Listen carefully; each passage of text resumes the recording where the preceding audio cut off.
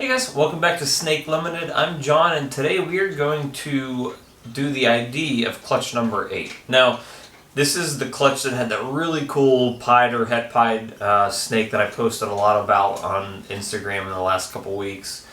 And there are 10 total hatchlings in this clutch. Now, I sent out shed tests for 2 of the snakes because they're both kind of mysteries. This is also the same sire to the previous clutch, clutch 7, where it was an OD Leopard Firefly ultramel het pied male that I got from Ozzy that is also potentially yellow belly and enchi. But Ozzy just posted a picture last week of a dinker gene that he has kind of floating around in his collection. And I don't know if maybe that's in play as well too, because basically it has nice stripes that start down the neck and it eventually fades into spots and fades almost into nothing in the back end, which is exactly what this one male is doing in his pattern. So we'll show him last since he's going to be a whole deck either way. But we'll start off here with a couple snakes that aren't pied, and then we will work our way up to the cream of the crop. Alright, so these 2 girls here are very similar. But as you can see, this girl here in this hand, she's a little lighter in color and has a little less pattern. The lines on this female here basically run all the way down her body. She's a little bit of a darker yellow, a little more black. This girl here, as you can see, the lines are strung up on her neck and they fade into spots going down the rest of her body. I believe they're both Firefly Leopard. I think this dad's going to prove out to be yellow belly, so I believe they might both have yellow belly as well. Where the difference happens here is I don't know if either one of them is super pastel. It's hard to say. The heads aren't blushed out as much as I would normally think they would be to be super pastel. This one here on this end may be Orange Dream, which might be affecting why the pattern starts to kind of vanish a little bit towards the back. But as you can see, this one here has a lot of stripes. This one here kind of just fades into spotting. And the Dinker Project gene that Ozzy thinks he has floating around is kind of like what's going on right here is where this snake has very strong stripes up towards the neck, and it eventually just starts fading into spots and dots. And on one snake, it fades into nothing on the back end. So these are both females. I may actually elect to keep these 2 rather than some of the visual pieds, but I'm not sure yet. I want to try to figure out what's kind of going on with these dinker genes. But they're both beautiful snakes, and we'll see. I can kind of hold on to them for a little bit, decide whether or not I want to let them go or keep them. But either way, I mean, look at those patterns. Look how cool. They're very yellow, very black. There's really no other colors in them. They're just absolutely beautiful snakes with beautiful patterns. Now we have quite a few of these guys here. Now I believe these to be OD enchi fire. They're obviously very, very high white, which would be the fire influence. But they have very unique head stamps, which you can see here. I don't know if this is a result of the Dinker gene or if this is just enchi, OD, and fire together.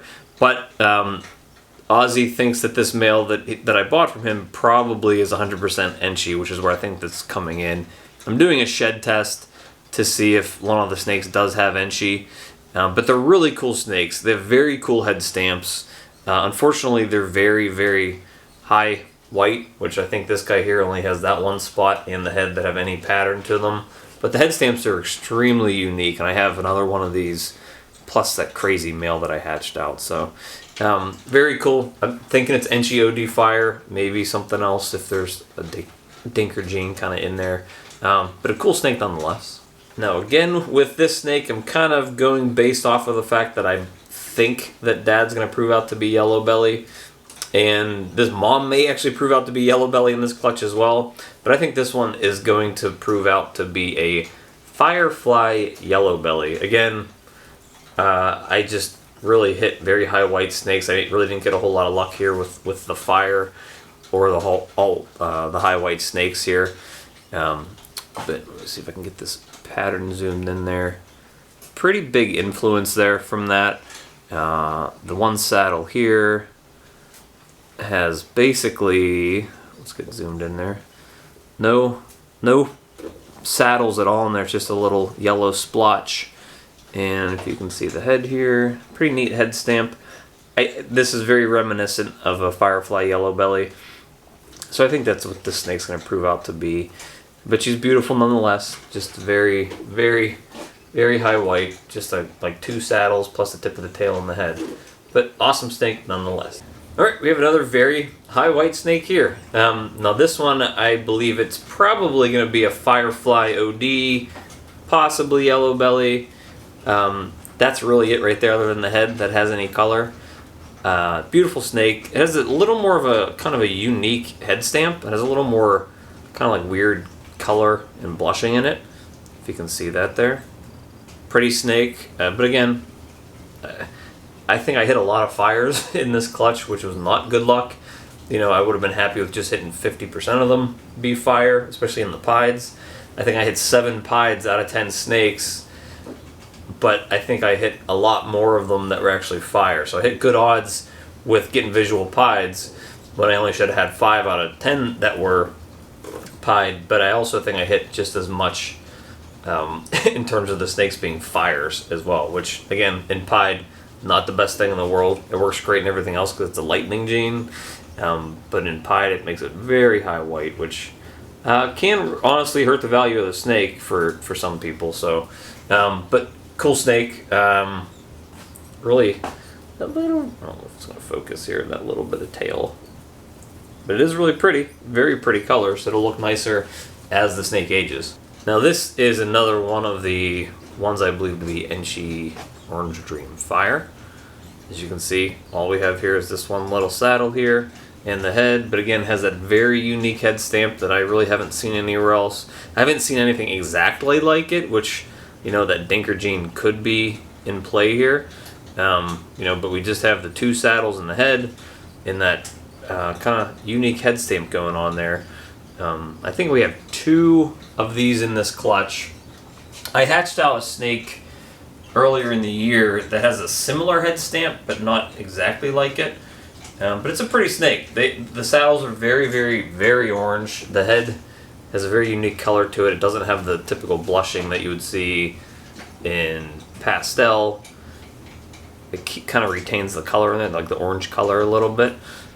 So again, unfortunately, another extremely high white snake, but very cool, very high orange. And here's an example of me hitting bad luck with high white even when I don't hit a fire. I believe this one's just an Orange Dream, a possible leopard. And usually, you know, leopard can bring some pattern back, but in this guy, or girl, oh, this is a girl. This is a girl. She'll probably still be a holdback just because it's going to be OD. It's going to be pied head ultramel. And if I hit leopard in there, then, you know, that's a pretty, still powerful snake. But again, hit a very, very high white snake that, you know, has OD. If I can show you here just how she looks. But, you know, only a 2 gener, but ends up being head ultramel, still very powerful for the project. I'm just wishing I would hit a little more pattern in some of these snakes. Now this one I really like the colors on and the way the saddle looks. I think this is a Firefly yellow belly, possible super pastel, possible OD, if I can get that saddle in there and her head a little bit. That's it though. She's again very high white. I hit terrible odds on this clutch with high white, but at the end of the day, you know, I could hopefully breed these snakes out in a couple years and maybe get some better odds with making some ultra pieds that hopefully aren't so high white and that possibly have pastel or yellow belly or OD. Maybe I'm hitting some super OD ultra pieds. But she's actually really pretty. I love the way that this saddle looks here. If I can get it in the light right there. She actually has a neat head stamp too. But again, you know, nothing too crazy. My issue with this clutch is I can't keep them all. Obviously, I'm just going to keep the one male. That's crazy. That's coming up here.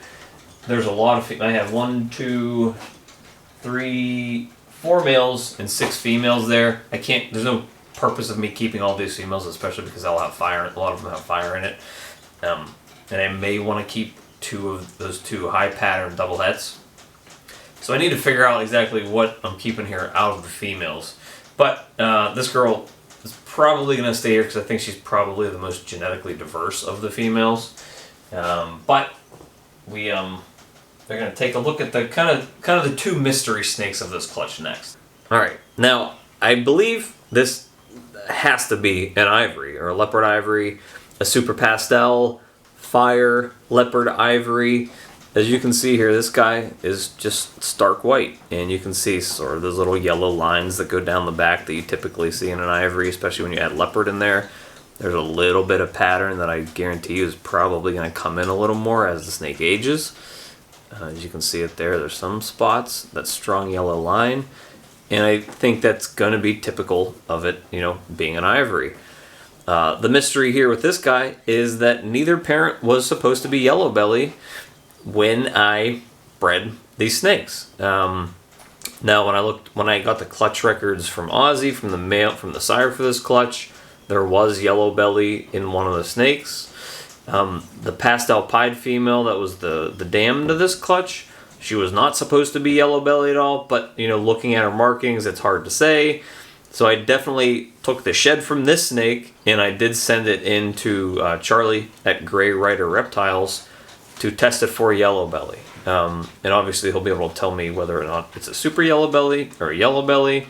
I'm pretty sure it's going to test out to be an ivory, which is a super yellow belly. If it does, then that tells me that both parents are 100% carrying the yellow belly gene. So that is awesome for me because the parents are worth a little more money. As you know, that mom's going to be a pastel yellow belly pied. Fantastic. The dad's probably going to end up being a 6 codom gene ultramel het pied snake, which makes him more valuable because before he was only a 4 gene snake. But this, you know, pretty much looks like it has to be an ivory, a super yellow belly. I don't know what else it's going to be with the way this pattern looks. It's way too white to be something where it's just washed out because of super pastel fire. I'm thinking this has to end up being an ivory. So kind of the mystery guy. He'll probably end up going up for sale because I don't believe he's pied. I think it's just an ivory double het, and you know, obviously I have the dad, so I don't need this guy. And I'm also keeping the guy that's coming up next. All right, here is the man of the hour. I honestly have no idea what he is. My best guess is that he's OD, YB, enchi, fire Leo. Obviously he's pied or het pied. I sent him into Rare Genetics with a full panel test because they can test for enchi. You know, it'll tell me if there's yellow belly in there as well. Obviously it's going to tell me if it's pied or het pied. And it's also going to tell me if there's anything else in there that I'm missing, which is something that I thought that I was probably completely necessary. This is also the snake that highly resembles the Dinker gene that Ozzy posted, where it has those very strong stripes up on the neck right there, and then it just slowly fades into spots and then into nothing on the back end. That can obviously be you know, affected by it being pied or het pied as well, but it looks very similar to the snake that Ozzy posted. And if I can get the head in here, if he'll cooperate, let's see. The head stamp right there is also very similar as well. It's a very unique head stamp. It's similar to the ones I ID'd as possibly OD Enchi Fire, but it's very unique to this, and it looks, again, also very similar to the Dinker snake that Ozzy had. So, I mean, it's possible that Dinker gene's floating around here as well. But this guy, either way, I can't get rid of him. I have no idea what's in him. It may not be anything crazy. It might just be the ID that I think he is. But either way, he's just a remarkable snake. That pattern is just astounding. I really am curious to see how this ages. You know, if he turns out to be a visual pied, then he's a just insane, unique pied snake. If he's het pied, you know, that kind of stinks a little bit, but he's still a double het ultramel pied. And I'd be curious to see if I'm able to prove out any of these genetics, or to prove out that he's able to reproduce a pattern like this. Because if he can, then, you know, I'm going to be producing some really cool offspring with him in a year's time. But he's a one-of-a-kind snake, and obviously I don't think it's some weird, rare, genetic thing that isn't going to, like a paradox. I mean, this is a real combo set here of genes. Either I hit a lot of luck hitting a high pattern, low white pied, or he's just an astounding het pied snake.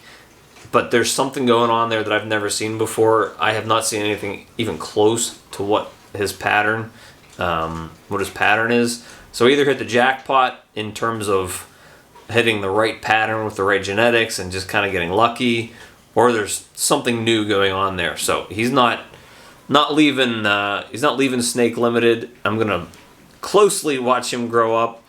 He's gonna be the male that I keep out of this clutch. He's a showstopper. He really is. He's just kind of a one-of-a-kind snake that I'm lucky enough to have produced this season. So once I get updates on the shed tests, I sent his out. I sent the one I believe to be ivory. I sent that out as well.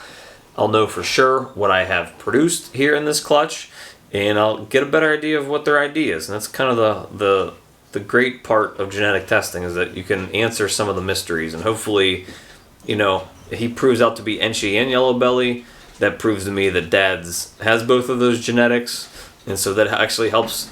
My dad sired 4 clutches this season, so that helps me actually kind of get answers on a lot of other snakes too. He probably produced around 25 to 30 hatchlings, and getting answers on these 2 shed tests is really going to help. So that is it for today's video. I hope that was kind of cool to see some of what's going on with these snakes, and hopefully we get some answers soon. Thank you guys for stopping by, and we will see you next time.